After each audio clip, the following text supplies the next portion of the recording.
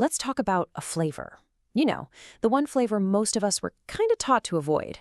But what if it's the one that could actually teach us the most? Yeah, we're talking about bitter. It's true, right? This is the flavor that kids just instinctively reject. It's the one we adults have to slowly, and sometimes, yeah, painstakingly learn to appreciate. It's the taste of really dark chocolate, that first cup of strong coffee, or a super hoppy beer, all things we tend to grow into. Because what if I told you that understanding this one complex taste could quietly reshape everything about how you eat? Seriously, once you really get to know bitter, you will never, ever taste food the same way again. Okay, so let's dive into this thing. To really get a grip on the power of bitter, we first have to understand what it actually is, beyond just, something I don't really like.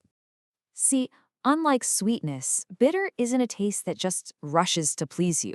No, it's the one that kind of teaches you to slow down, to actually pay attention. It's the flavor that sticks around long after everything else has faded away.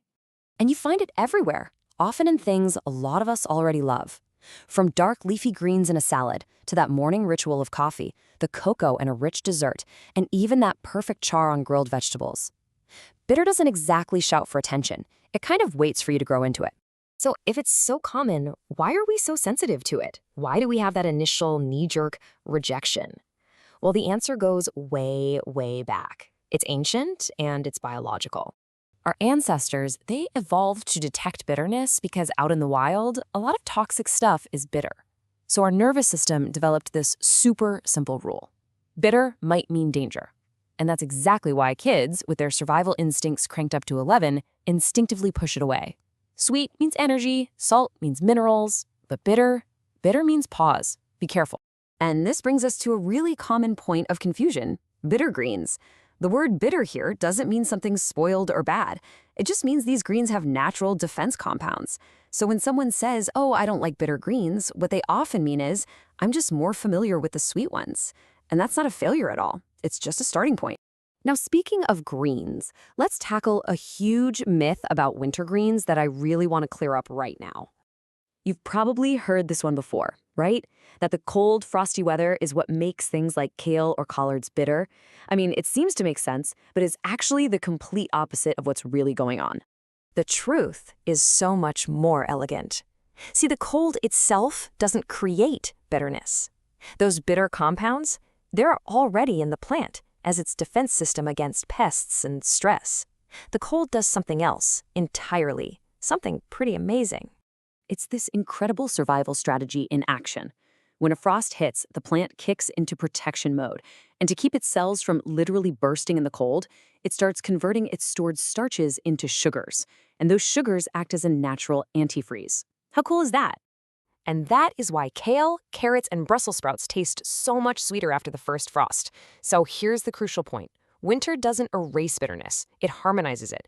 It raises the plant's own sweetness to meet the bitterness. It's a natural balancing act.